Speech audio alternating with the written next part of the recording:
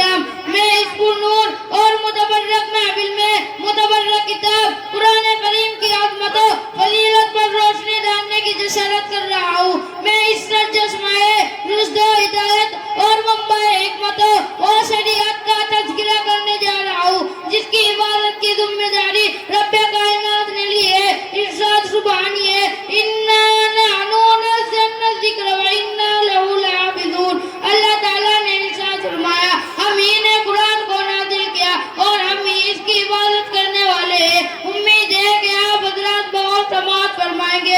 اللہ ہمیں احکام قرآنیہ کی معرفت عطا فرمائے، آمین۔ جب اہل مکہ نے قرآن کریم کو کلام اللہ کی کتاب سے نہیں نوازا اور معجزہ ہونے کا انکار کر دیا، اس کتاب کا انکار کیا جس کے بارے میں ارشاد ربانی ہے، لا ریب فیہ، اس میں کوئی شک نہیں، تو رب کائنات نے تمام فضائل رب و بلغائے رب سے تحدی اور چیلنج کیا کہ تم ایک دو نہیں بلکہ بہت سارے مل کر بھی اس قرآن کے جیسی ایک چھوٹی سی آیت نہیں لا سکتے۔ اگر تم اپنے گول میں صادق ہو تو لا کر دکھاؤ۔ قرآن نے اس طرح کا نقشہ کھینچا ہے، وَإِن كُنتُمْ فِي رَيْبٍ مِّمَّا نَزَّلْنَا عَلَىٰ عَبْدِنَا فَأْتُوا بِسُورَةٍ مِّن مِّثْلِهِ۔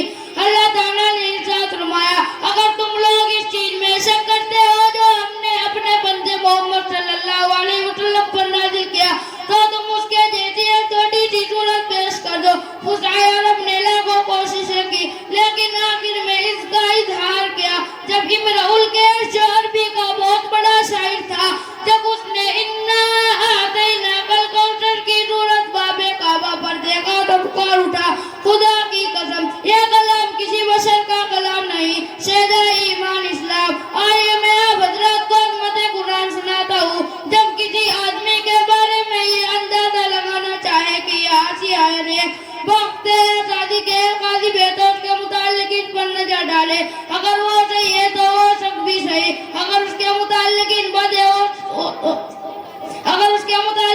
ہے تو شک بھی بد۔ ایسا ہی جب ہم قرآن کریم کی فضیلت پر نظر ڈالے، اگر قرآن کریم کی رفعت پر نظر ڈالے، اگر قرآن کریم کی عظمت پر نظر ڈالے، اگر قرآن کریم کی عظیمت پر نظر ڈالے، اگر قرآن کریم کی رحمت پر نظر ڈالے، تو اس سے پہلے ہم قرآن کریم کی متعلقین پر نظر ڈالتے ہیں اور دیکھتے ہیں تو سب سے پہلے تعلق نظر آتا ہے رب کائنات جو مصدر قرآن ہے، جو خالق جہاں ہے، جو مالک الرحمن ہے، صاحب ایمان پر بڑا مہربان ہے۔ یہی ہمارا ایمان ہے، جو اس کا منکر ہے وہ شادان ہے۔ کلام الملوک ملوک الکلام، بادشاہوں کا کلام کلاموں کا بادشاہ ہوتا ہے، لہذا پتا چلا کہ قرآن سب سے اعلیٰ ہے، قرآن سب سے ارفع ہے۔ قرآن کریم کو دوسری کتابوں پر فضیلت حاصل ہے۔